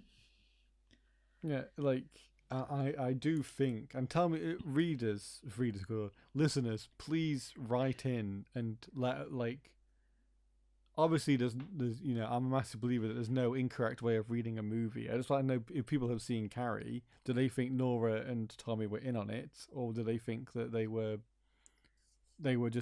doing their own thing? Yeah.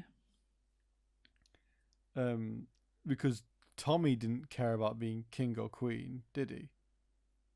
No, he didn't. He was just like, vote for yourself because you don't need to be humble, you know? So, Carrie gets pig's blood, Mm-hmm. And Tommy gets knocked the fuck out by a bucket. And then Carrie goes what I could only describe as an absolutely ham on everybody.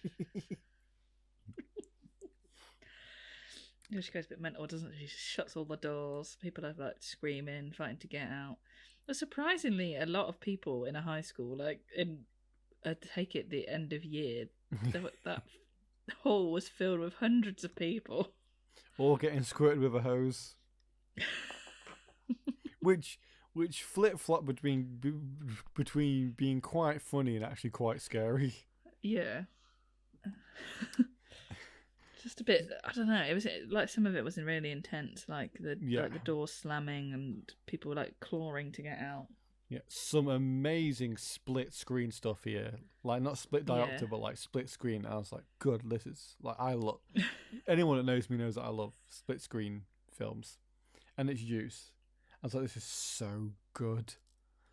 And then she burns the place down and traps everyone inside. Nora doesn't. She escapes just before it happens, doesn't she, Nora? Because she's being pushed out by the gym teacher. Yeah. The gym teacher gets like crushed in half, doesn't she, by like that by like the basketball hoop or something falls on the ceiling. Oh, I can't remember. Are the deaths gruesome in number 2 in the remake? Sorry. I think so. I feel like the remake was quite bloody and horror-y, so probably, yeah. It's so funny because that remake will probably be more willing to do gore than it will be to do nudity. Yeah, definitely. It's like just how people's tastes have changed. So Carrie walks home from the prom, and John Travolta and Chris try to run her over, and then get exploded in their car in quite a big explosion. Rightly so, to be fair. Yes. I was like, in a more modern film, their death would be like more longer and drawn out and painful. Yeah. But like, it's just so sudden and violent here. Carrie makes it home, luckily, and she washes the blood from herself. And at this point, we find Carrie back where we first met her, like trying to remove blood from her body. Carrie's mum is also having a really normal one again, and explains the night of Carrie's conception to her, which every parent should do. Yeah. I'm certain you can't wait to sit down with Elliot and explain his conception night to him. Yeah, sure. Mama tries to kill Carrie, and Carrie shows you how you kill somebody. I did like the symbology that. Symbology. Symbolism. When Carrie's mum looks exactly like the Jesus statue. Jesus. Yeah, simple but effective. Yeah, that was cool. The house then just slowly starts to sink into hell. I just thought it was crumbling because it was a terrible house. Well, there you go, Lawrence Morden's interpretation there. I thought she was literally being pulled into hell.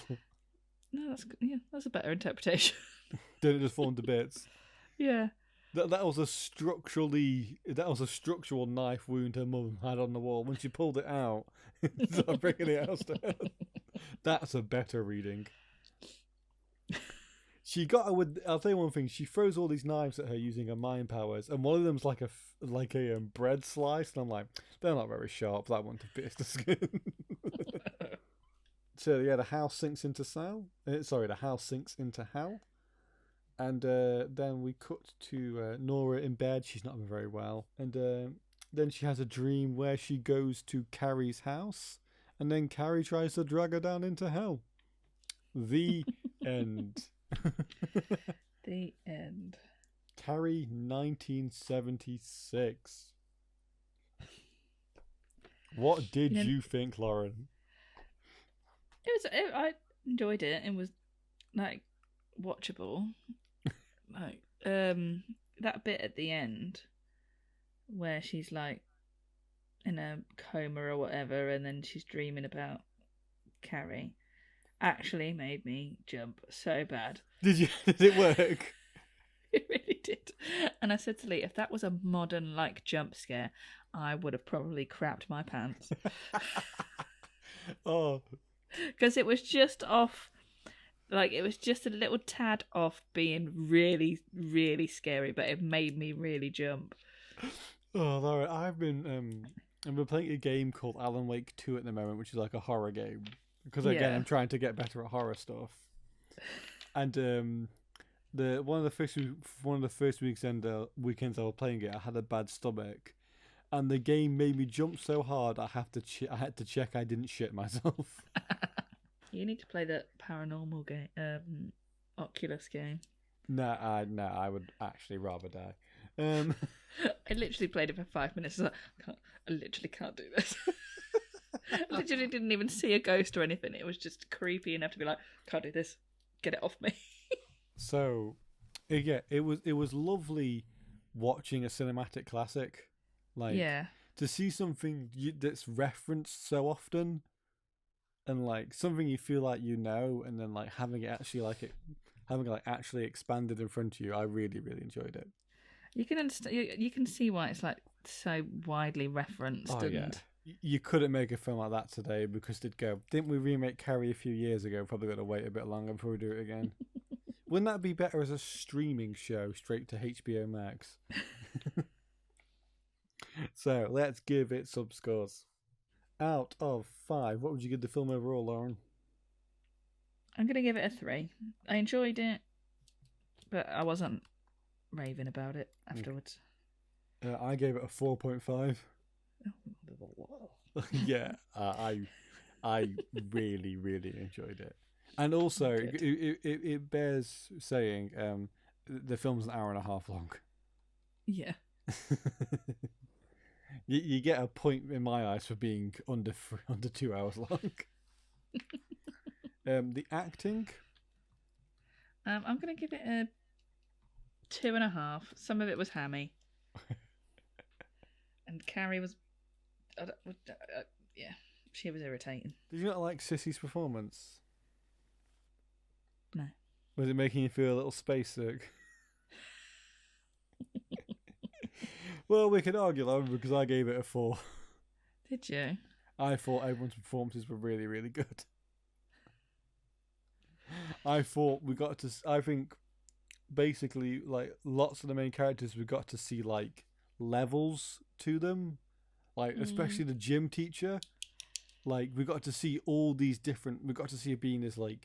essentially this mother that Carrie should have had. Yeah. And, like... But then the way she treated the girls who were mean to Carrie as well, that was like, I thought it was really, really good. I just found them annoying.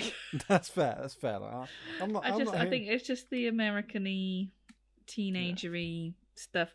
I just found it irritating. I'm not here to convince you why I felt the way I did, Lauren. Cinematography. I have given it a 4. Very nice. I gave it a 4.5. I actually want to do something we don't really do here, and we should probably do it more. I just wanted to shout out the cinematographers. Okay. Of Mario Tosi and Isidore Manofsky. Sorry if I said their names wrong, but like, this film looks fucking gorgeous. Yeah. Like every frame of painting, truly. It's not just mid-shot filmmaking, so I'm always happy. The editing, Lauren, what did you give it? I've given it a 4. I gave it a 4 as well. Based off my Iron Man score, because I was like, oh, it's slightly better edited than Iron Man, so I had to go give it a 4. Yeah, I'll say this film just goes for it, doesn't it? Like, it doesn't stop. It's like always moving forward. Again, the split screen editing stuff is really nice, and like the tense parts are really well put together. It is so good. Yeah. Sound? Just because of the music stuff, I've given it a 3.5. Same over here, Lauren. I gave it a 3.5. God. Again, because the music was actually doing stuff. Yeah. And finally, for costume, I'll give it a 3. I gave it a 3 as well. Because, well, I've given Iron Man a 4, so I'm like, they were just sort of like typical teenager costumes. Nothing amazing to write home about. Yeah, I had a question to ask you, because I'd love your opinion on this. Why did Carrie wear a pink dress? Because they like draw a line under it because her mum says it's red, and Carrie says no, it's pink. And it's like Aisha was saying, it's like this colour that it's not pure white, is it? No. And it's like they are. I feel like there is a greater point being made with the colour of this dress, and that's why I gave it a 3 for costume. Well, to me, from like when she was shot farther away, it looked like she was naked. The dress had a very similar colour to her skin, so that could be a thing. But you know, like white is an innocent colour, isn't it? Like pure. So if it's not white, she's not pure because she's, you know, having a period. How fucking dare she? How dare she? And then her mum was saying it's red because, you know, she thinks she's the devil. I think she's a whore. She's a whore. Red letter, you know. Yeah. So on that note, for me, Carrie got a 22.5. Yeah. So there's around 20 for me. You know what's amazing? You gave Iron Man 3 a 22.5, and I gave Carrie a 22.5. Carrie got a total of 42.5, and Iron Man 3 got a total of 43, making tonight's victor in cinematic battling Iron Man 3 by half a point. Oh, wow. Well played to both contenders, truly. It's good. I'm certain I'm certain these high scores are going to continue as we review For Dark World.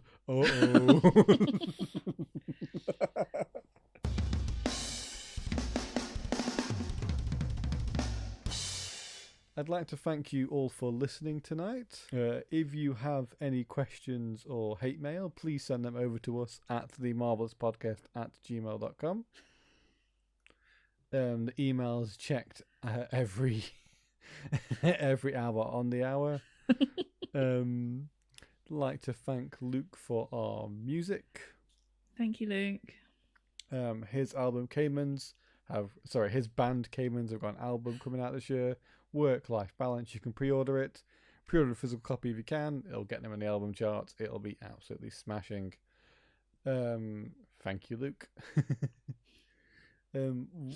What is the next main line episode of this podcast going to be, Lauren? So in our next episode, we are looking at 2014. Mm-hmm. It is Thor. The Dark World. Can't flipping wait. And another film from 2011 called Warrior. Warrior. I have never seen Warrior. Have you not? No.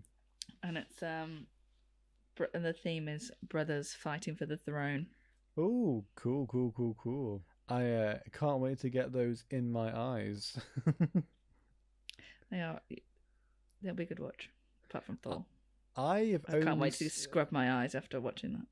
I have only seen For Dark World once. I went to the cinema to see that. I think I saw it in the cinema. Maybe it's not as bad as we remember. I mean, I jokingly say it's bad because it's really easy. It's a really easy joke to make. Mm. But like, is Christopher Eccleston the main bad guy in it? Saying this is the last one they could get Natalie Portman to do until the fucking 10 years later. Yeah. It must be an Ultron or something, maybe. Yeah. Doesn't they split up in Ultron? Oh yeah, who knows?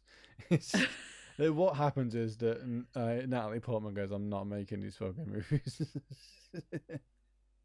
Oh yeah. No, I think they're together in Ultron because him and Tony have a pissing match about how good their girlfriends are or something like that. Oh, good. My girlfriend had fire blood for a little bit.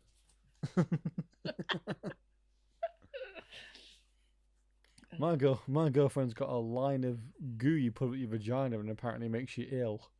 Oh man. Anyway, speaking of vaginas, I'd like to thank you all for listening again, guys. Thank you for listening. Until next time, Lauren, this is the bit where the podcast ends. Goodbye. Goodbye.